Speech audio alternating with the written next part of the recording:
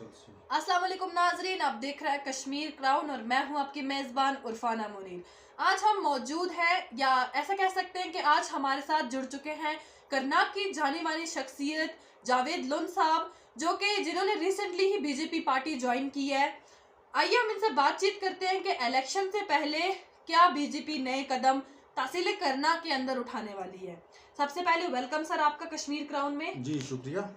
तो सर पहले हम आपसे यही पूछेंगे, जो आजकल जो मुद्दा चल रहा है एसटी का, एसटी की मांग जोरों दोरों से पूरे कश्मीर में जारी है, क्या इसके रिलेटेड आपकी पार्टी कुछ नया कदम लेने वाली है?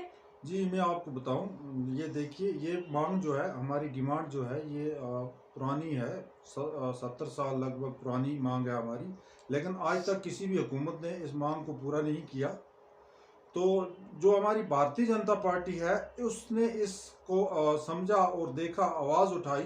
उसके लिए आपको मैं याद दिलाता चलूँ, लास्ट ईयर में हमारे जो हमारे प्रधानमंत्री नरेंद्र मोदी जी ने लाल किला से पहाड़ियों के लिए आवाज़ उठाई।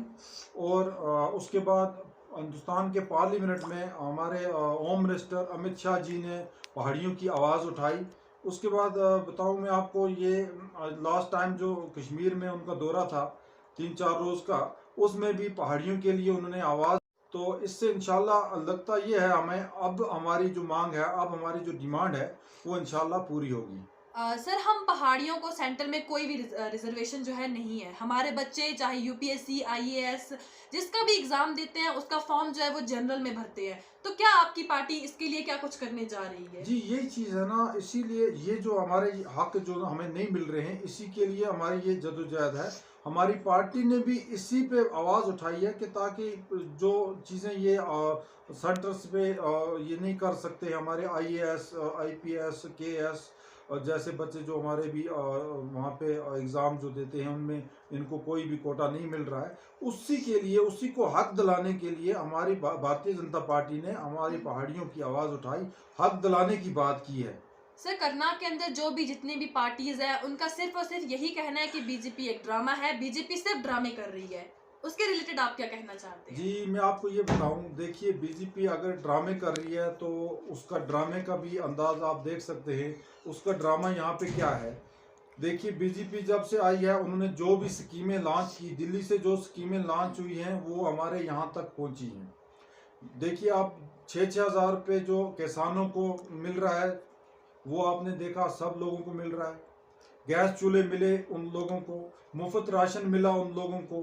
हमारे जो गोल्डन कार्ड हैं, वो कार्ड मिले। 5-5 लाख रुपया साल का जो है हमारे बीमारों पे, हमारे जो इन चीज़ों पे खर्च हो रहा है, तो वो मिला।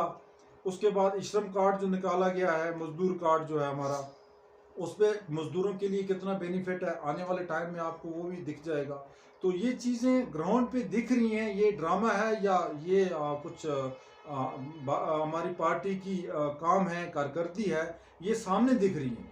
जहां एक तरफ आपकी पार्टी जो है जगह जगह पे रैलियां करती है, उसी तरह जो अपोजिशन पार्टी होती हैं वो भी जगह जगह पे जाती हैं। कुछ अपोजिशन पार्टीज का ये कहना है कि 3 साल हो चुके हैं दफा 370 हटाए हुए।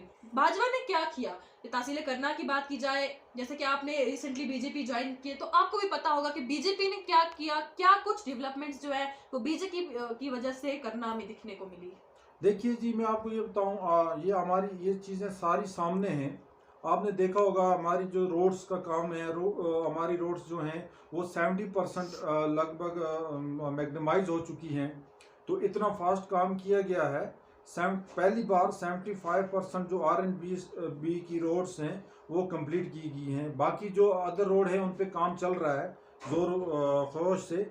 और हमारा ये पावर प्रोजेक्ट जो है, उस पर काम।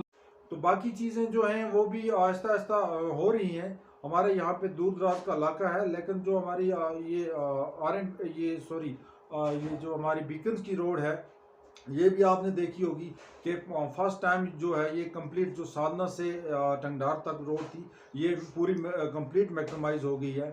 आपने वहाँ पे बागबेला पे एक ब्रिज बनता हुआ देखा होगा कि पहली बार एक ही साल में कंप्लीट हो गया ब्रिज, जबकि इतना बड़ा ब्रिज कभी भी हमने नहीं देखे कि एक ही साल में वो कंप्लीट हो जाए। एक साल में क्या, उनको मैं आपको बता रहा हूँ कि मुझे पूरा ध्यान है, वो तकरीबन 6 से 7 महीने में ही कंप्लीट हो गया है।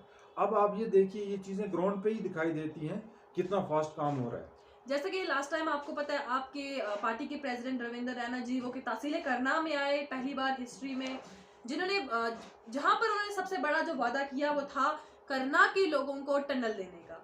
लोगों का ये सवाल है, क्या टनल उन्हें इलेक्शन से पहले मिलेगा या इलेक्शंस के बाद मिलेगा? क्योंकि ऐसे बहुत से पार्टीज आई जिन्होंने यही कहा कि हाँ हम आपको टनल देंगे, लेकिन इलेक्शन के वक्त उन्होंने कहा वोट लेने के बाद उसमें काम नहीं किया गया। क्या बीजेपी भी यही करने वाली है? जी नहीं, देखिए सबसे पहली बात यह है कि बीजेपी जो कहती है वो करती है। तो उस पे आपको मैं ये बताता चलूँ, जो हमारे यहाँ पे रविंद्र राणा जी आए थे, उन्होंने जब वहाँ यहाँ पे ये ऐलान यहाँ पे किया, जो हमारे साथ एक मिलके एक जश्न मनाया, एक खुशी मनाई है टंडल की रिलेटेड, तो ये ऐलान जो है ये यहाँ से नहीं हुआ, बल्कि ये हमारे जो इसके रोड डेवलपमेंट्स के मिनिस्टर हैं नितिन गडकरी जी, उन्होंने वहाँ उन्होंने अपने ये जम्मू सेक्टर की से किया जो ऐलान। तो वो ऐलान एक मिनिस्टर ने किया है, रोड डेवलपमेंट के जो मिनिस्टर हैं उन्होंने किया है। वो कोई ऐसे नहीं है, उसमें 1300 करोड़ रुपए की लागत बताकर एक ऐलान किया गया है, उसमें कोई धोखा नहीं है, उसमें कोई झूठ नहीं है।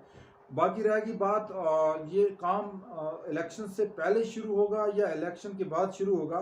देखिए इन चीज़ों पे टाइम तो लगता ही है। अगर हमारा ये मार्च अप्रैल के दौरान हमारा डीपीआर तैयार हो गया तो आगे इंशाल्लाह काम भी लग जाएगा।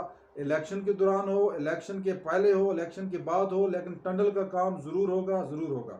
इसमें कोई दो राय नहीं है, इसमें कोई झूठ नहीं है। जैसे कि हमें बहुत सी जगहों पे नया कश्मीर जो है वो दिखता है, लेकिन अगर बात की जाए फार फ्लंग एरियाज की, सिमारी, उड़ी या कोना गवरा, तो यहाँ पर ये दिक्कत है। तो यहाँ पर रोड जो है बर्फ की वजह से बंद हो जाती है, उनके जो पेशेंट्स हैं उन्हें वो चल के हॉस्पिटल तक लेके आते हैं। दौरान हमारा डीपीआर तैयार हो गया तो आगे इंशाल्लाह काम भी लग जाएगा।